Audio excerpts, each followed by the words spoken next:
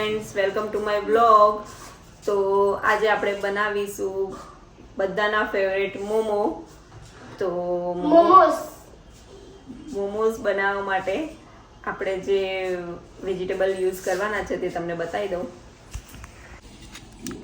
તો મોમોના સ્ટફિંગમાં આપણે કોબીજ નાખીશું, આ તીખા મરચાં, કેપ્સિકમ અને ગાજર આદુ લસણની પેસ્ટ કરીને નાખીશું ને આ બધાને હજી આપણે ક્રશ કરી નાખીશું.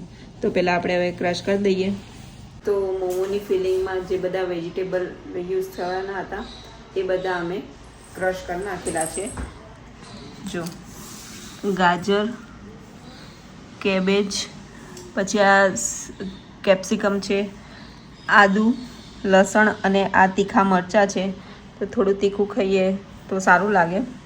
તો મોમોસ તો બધાને ભાવતા જ હોય, પણ મોમોસ કરતાં વધારે મસ્ત એની ચટણી હોય છે. તો આપણે હમણાં એની ચટણી બનાવીએ. તો ચટણી બનાવવા માટે આપણે અહીંયા લાલ ટામેટાં લઈ લીધેલા છે, એને હાફ જ કટ કરેલા છે કેમ કે આપણે એને ક્રશ કરવાના છે એટલે. તો આ કશ્મીરી કુમઠી મરચું છે અને આ તીખા મરચાં છે ને લસણ છે. તો હવે આપણે એની ચટણી બનાવીએ. તો ચટણી બનાવવા માટે આપણે એમાં તેલથી વઘાર કરીશું. તેલ ગરમ થાય એટલે આપણે આજે ચટણી માટેનું જે ઇન્ગ્રીડિયન્ટ હતા એ બધા નાખી દઈશું. તો પહેલાં આપણે એમાં લસણ નાખી દઈએ. લસણ વગર તો ચટણી અધૂરી જ છે મોમોની. હવે આપણે ટામેટાં નાખીશું. ટામેટાને એટલા જ ખાલી પકાવવાના છે કે એની છાલ રિમૂવ થાય.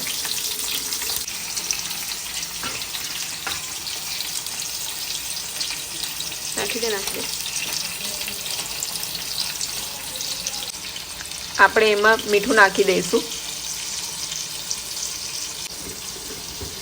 એમ તો આપણે મીઠું પછી પણ નાખી શકતા હતા, પણ પહેલાં એટલે નાખ્યું કે એનાથી ટામેટાં જલ્દી પાકીને એની છાલ રિમૂવ થઈ જશે. એટલે હવે આપણે એને થોડી ફેરવી અને ઢાંકીને પકાવવા દઈશું. તો આપણે ટામેટાં પકાઈ જાય એની માટે લો ટુ મીડિયમ જ ગેસ રાખેલો છે. તો ટામેટાં ચટણી માટેના પાકે ત્યાં સુધી આપણે મોમોઝ માટેનો લોટ બાંધી દઈશું. તો એની માટે આપણે યુઝ કરીશું મેદા. તો આપણે અહીંયા 250 ગ્રામ જ મેદો લીધો છે કેમ કે અમારા ઘરે વધારે કોઈ મોમોઝ ખાતું નથી. હવે આપણે એને તેલ નાખીને લોટ બાંધીશું અને મીઠું નાખી દઈશું સ્વાદ અનુસાર. તો આપણે લોટને સારી રીતે મસળવું પડે. તો આપણે મોમો માટે બહુ ઢીલો લોટ પણ નથી બાંધવાનો અને બહુ કઠણ બી નહીં, એટલે મીડિયમ જ બાંધવાનું છે. એટલે આપણે પાણી એક સામટું નહીં નાખીએ, થોડું થોડું નાખીને બાંધતા રહીશું. તો 250 ગ્રામ મેદા માટે હાર્ડલી 1 કપ જેટલું જ પાણી ગયું છે. તો અહીંયા આપણે મોમો માટેનો ડો તૈયાર થઈ ગયો છે. આપણે વધારે પોચો બી નથી બાંધ્યો ને વધારે કઠણ બી નહીં. જો આ રીતની હોય છે એની.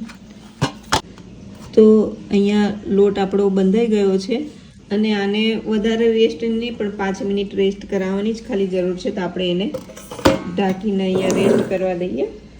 ત્યાં સુધી આપણે હવે મોમોની ચટણી બનાવીએ. તો ચટણી માટે આપણા ટામેટાં શેકાઈ ગયા છે બરાબર. જો ઇઝીલી પીલ ઓફ થઈ જાય એવા જ છે, એટલે એની આપણે ખાલી છાલ જ કાઢી નાખવાની છે. તો આપણે અહીંયા ટામેટાની છાલ ઉતારી દીધેલી છે. હવે આને આપણે ઠંડુ પડવા દઈએ, પછી આપણે એને મિક્સરમાં પીસી કાઢીશું. એ જ કઢાઈમાં મોમોનું જે સ્ટફિંગ છે એને થોડું અધકચરું, એકદમ નહીં એને પકાઈ દેવાનું, થોડું ક્રન્ચી રાખવાનું છે. તો એમાં થોડુંક જ તેલમાં આપણે એને સોતે કરી દઈશું. તો આપણે પહેલાં આદુની જે વાટેલું હતું એ નાખીશું. હવે આપણે લસણ નાખી દઈશું. આની પેસ્ટ બી ચાલે, પણ અમે વાટીને નાખેલ છે તો થોડો ટેસ્ટ આવે ને એના માટે. નાખીશું એમાં તીખું મરચું,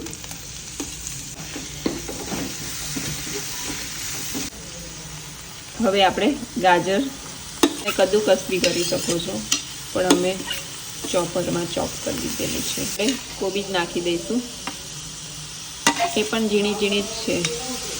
એમાં આપણે કેપ્સિકમ એ પણ નાખી દઈશું અને બધાને ટોટલી આપણે પકાવવાના નથી, એને 60% જ પકાવવાના છે, એટલે કે અધકચરા જ થોડા ક્રન્ચી રાખવાના છે વેજીટેબલ્સને. આપણે આમાં સ્વાદ અનુસાર થોડું મીઠું નાખી દઈશું.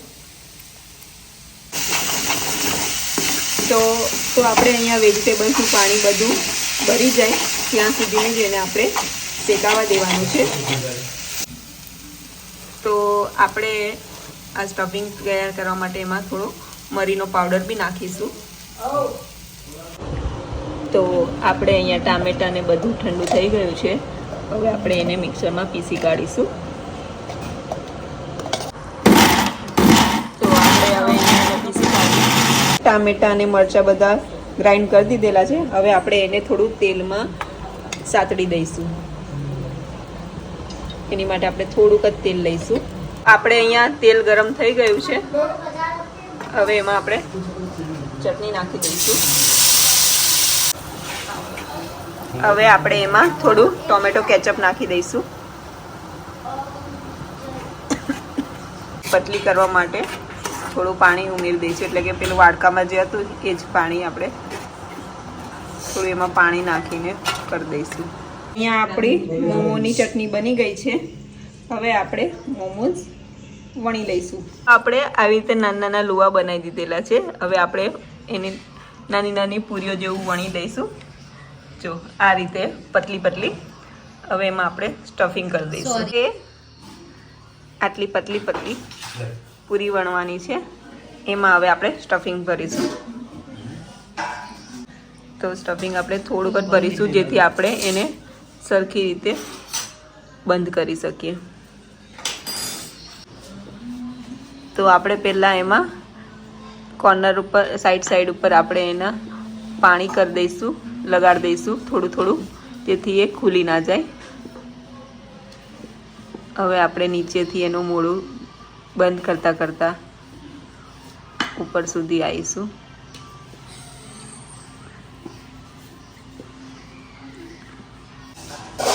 જો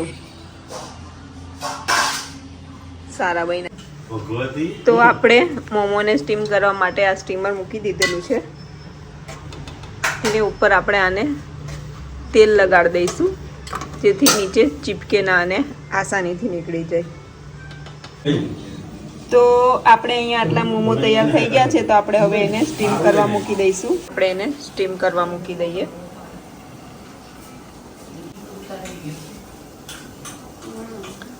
તો હમણાં આપણે આટલા એને સ્ટીમ કરી દઈએ.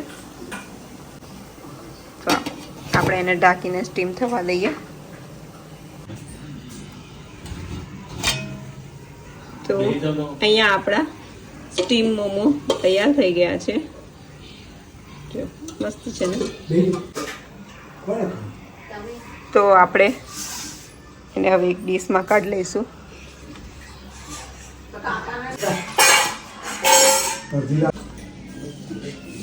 તો અહીંયા આપણા આ સ્ટીમ મોમો તૈયાર થઈ ગયા છે. હવે આપણે આ જે બાકીના મોમોસ છે એને આપણે ફ્રાઈડ કરીશું. તો આપણે એક અહીંયા ટ્રાય કરીએ. જો એકદમ ગરમ ગરમ. તો આપણે હવે અહીંયા ટ્રાય કરીએ.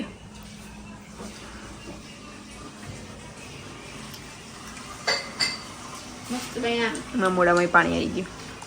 આપણા જે બાકીના મોમોસ છે એને આપણે ફ્રાઈડ કરીશું. તો આપણે તેલ ગરમ થઈ ગયું છે, એટલે આપણે એને ફ્રાઈડ કરીશું. સ્લો ટુ મીડિયમ રાખીશું ફ્લેમ. તો આપણે અહીંયા લો ટુ મીડિયમ ફ્લેમ રાખેલી છે, અને ફ્રાય થશે તો જ એને પિમ્પલ્સ આવશે, અને એને ગોલ્ડન બ્રાઉન આપણે થવા દઈશું. અને હાઈ ફ્લેમમાં કરીશું તો થોડા કાચા રહેશે એટલે. તો આપણા અહીંયા મોમો ફ્રાય થઈ ગયા છે. જો આવા આપણે ગોલ્ડન બ્રાઉન કરવાના છે, અને એક્સ્ટ્રા ઓઇલ એક્સેસ કરવા માટે આપણે ટીશ્યુ પેપર મૂકી દીધું છે. તો હવે રોનક રિવ્યू કરશે. पहले अच्छे से खा ले फिर बोलते हैं.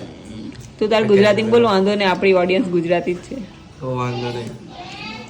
મોમોસ એકદમ મસ્ત બન્યા છે, ફ્રાય બી કમ્પ્લીટ થયા છે ને ચટણી બી એકદમ કડક બની છે. કેવું ઠંડી ઉડી જાય? યસ.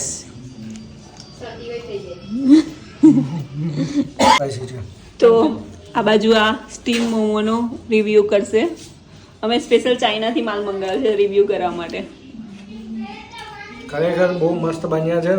તમે ઘરે બનાવશો ને તો તમને પણ રેસીપી બહુ જ ફાઈ જશે ને બહુ જ ખાશો. ફ્રાઈડ થઈ ગયા છે, એની ઉપર આપણે પેરી પેરી મસાલો છાંટી દેવાનો. તો તૈયાર છે આપણા ફ્રાઈડ મોમોસ. છે ને એકદમ ટેમ્પટિંગ દેખાય છે ને. તો આપણા ગરમા ગરમ મોમોસ જો છે ને કેટલા ક્રિસ્પી છે.